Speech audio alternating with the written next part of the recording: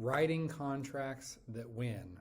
For our buyers, this is the most important thing that we can do to really get them on the bandwagon for you and your business. What does that mean? It means we want to write a contract that is appealing for the seller, but also has the best in mind for our buyers. What does that look like? So we're going to go through that a little bit here briefly. The first step is to show, obviously, the home to the buyer. The second step is, once they've determined this is a home they love and they're willing to write an offer on, we need to be in communication with the other realtor, the listing agent. Why is this important? This is important on a number of different scales. Number one is you're going to receive information. That information is going to be vital in helping you to determine the correct course of action while writing the offer. So what I typically do is ask the other realtor, hey, what can you tell me about what the perfect offer would look like? And then I just shut up. And we've had this conversation before, but when I just shut up, I leave an awkward silence in the air. And our human nature is to fill that silence with words.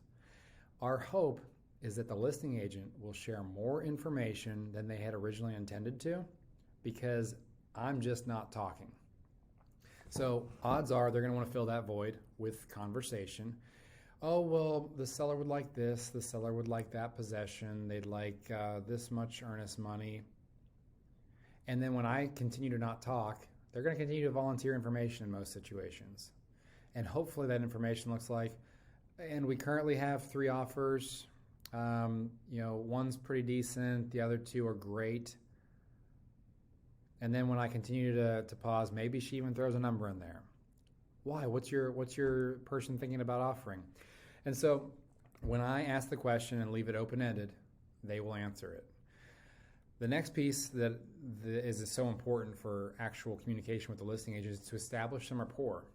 I always like to throw a little bit of joke in there, try to just ease the tension a little bit, because they're feeling stress. They're going to, especially in this market, receive quite a few offers, quite a bit of interest from showings and stuff, and quite a few of these type calls. So if I can bring some levity to the situation, odds are they're going to go to bat for me. If I can find some common ground between myself and the listing agent, we are going to have a better shot at winning that bid. So we've contacted the agent, we built some rapport, and we've got some information, and now it's time to go back to the buyer and say, hey, here's what I know. Here's what's going to create a winning offer. These are my opinions.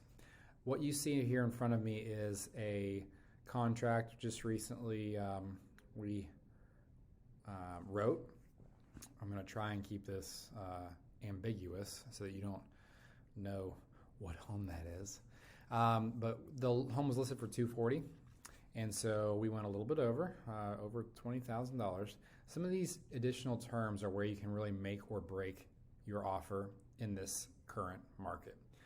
Things that we're seeing very consistently: waiver of remedy request. What that means is, just as it reads, you're allowed and entitled to an inspection, but you're not going to ask for any remedy. You can still back out.